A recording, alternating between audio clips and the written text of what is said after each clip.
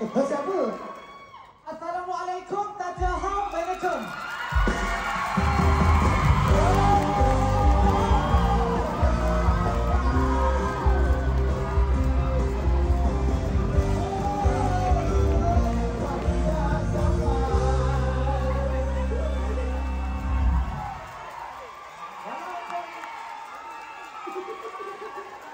Walaupun saya ni Iron Man, tapi hampir jatuh peranakan saya ni. Assalamualaikum Dina Raza. Awak ni seorang yang mulia kan? Baru beli kereta baru untuk alung awak kan? Kereta warna hitam kan? Betul kan? Betul lah kereta tu isi terangga tadi. Saya dah marah tau. Nanti orang kanan saya settlekan dia. Partner, Assalamualaikum. Kita aja.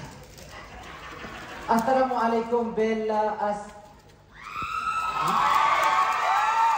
Assalamualaikum Bella Astagfirullahaladzim, fokus. Astagfirullahaladzim.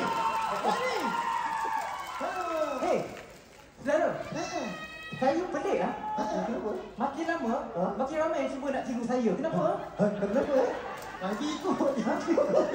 Okey, sekarang ni saya ada masa sikit. Jadi saya nak tengok persiapan kamu berdua. Semua dah berjalan lancar. Malam ni akan jadikan event YB yang terbaik. Ya ke? Tempat berencang saya. Antum bincang. Okey. Tes. Assalamualaikum. Assalamualaikum, Assalamualaikum. Betul ke dah nak kahwin?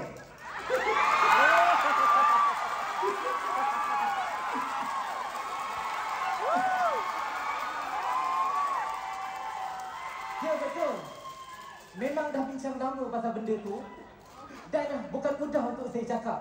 Yelah, nak kopek udang pun susah.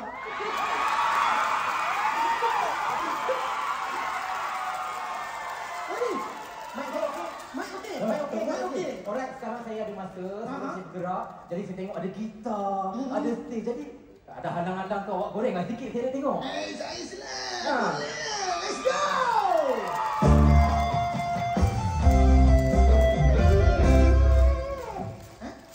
Otak je, sikit je. Tadi minta sikit. Goreng lah panjang sikit. Kalau panjang lagi pegang. Asal saya pula pegang. Let's